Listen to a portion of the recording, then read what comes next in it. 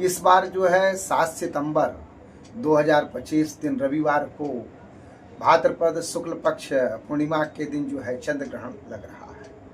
यह चंद्र ग्रहण जो है विशेष करके सद्विखा नक्षत्र और कुंभ राशि पर लग रहा है। तो कुंभ राशि वालों के लिए और सद्विखा नक्षत्र जिनका है उनके लिए अच्छा नहीं है, तो विशेष करके वह दान स्नान पूजन करें तो वह लाभदायक होगा। चंद्र ग्रहण में 9 घंटा पहले जो है सूतक लग जाता है, तो 9 घंटा पहले कोई भोजन न करे, 9 घंटा पहले भोजन कर ले। उसके बाद जो भी है सब जगह तुलसी डाल दे। अगर कोई महिला गर्भवती है, उसके गर्भ में अगर संतान है तो छुरी या चाकू न चलावें, वह किसी भी अस्त्र शस्त्र का प्रयोग न करें, कायदे से एक जगह स्थिर बैठें और कोई भी किसी भी प्रकार की जो है अवहेलना न करें शास्त्र की। और विशेषकर कहीं कहीं पर जो है विशेष करके जो है गोबर के द्वारा गोठा जाता है, तो इस तरह की भी परंपराएं महिलाएं करती हैं, तो इसका भी पालन करें।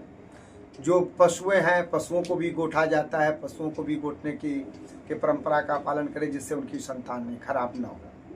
ग्रहण के समय में हमको भोजन नहीं करना चाहिए, लेकिन यह कुछ लोगों पर यह नियम नहीं लागू होता है। जैसे बालक हैं, वृद्ध हैं, तो सूतक काल में अगर हैं तो वो खा सकते हैं, लेकिन ग्रहण के समय बना देना चाहिए। और ग्रहण विशेष करके इन विषयों पर हमको ध्यान देना चाहिए। अच्छा, ये चंद्र ग्रहण इसलिए विशेष महत्व है क्योंकि इसके दूसरे दिन से ही महालय प्रारंभ हो रहा है, और जिन लोगों का पूर्णिमा के दिन श्राद्ध रहता है उनका श्राद्ध जो है उस दिन पड़ेगा। तो इसलिए अमावस्या पूर्णिमा के दिन श्राद्ध पड़ रहा है, तो वो श्राद्ध कर सकते हैं। क्योंकि हमारे यहाँ शास्त्र में विशेष करके निर्णय सिंधु में मत दिया गया है कि ग्रहण में जो मनुष्य चंद्र ग्रहण और सूर्य ग्रहण में श्राद्ध को करता है उसने ब्राह्मणों के हाथों में मानो संपूर्ण भूमि दे दी है। यह जो है ऋष्य श्रृंग का जो है कथन है। चंद्र सूर्य ग्रहे अस्तु श्राद्धम विधिवदाचरेत तेनैव सकला पृथ्वी दत्ता विप्रस्य वै करे। और भी महत्व के बारे में बताया कि भारत में भी लिखा है कि सर्वस्वेनापि कर्तव्यम श्राद्धा वै राहु दर्शने अकुर्वाणस्तु नास्तिक्यात् पंके गौरव शीधति। ग्रहण में सब वस्तु से श्राद्ध को करे, नास्तिकता से जो नहीं करता है वह दुख को प्राप्त होता है। तो इसलिए ग्रहण काल में जो है श्राद्ध करने के विषय में कहा गया, इसका महत्व फल है। कहीं कहीं पर कहा गया है कि ग्रहण में दिया हुआ श्राद्ध तब तक स्वर्ग में रहता है जब तक सूर्य और चंद्र रहेंगे। इसलिए यह श्राद्ध का समय विशेष महत्व है। ये कई सौ वर्षों में, 100 वर्षों के बाद या कई सौ वर्षों के बाद ऐसा संयोग बनता है, तब जाकर ऐसा योग बनता है। तो ये अपने आप में चंद्र ग्रहण अपने विशेष महत्व रखता है। जय विश्वनाथ। एक मास के अंदर 2 ग्रहण लगने जा रहे हैं 2025 में। पहले चंद्र ग्रहण लगेगा, उसके बाद सूर्य ग्रहण लगेगा।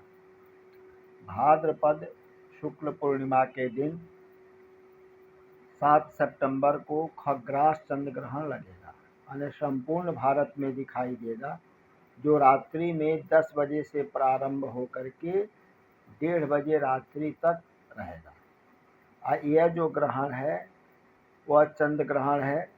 इसमें सभी को इसका दोष लगता है, राशियों के अनुसार भी दोष लगता है। विशेषकर गर्भिणी स्त्रियों के लिए उस काल में, ग्रहण काल में शयन नहीं करना चाहिए।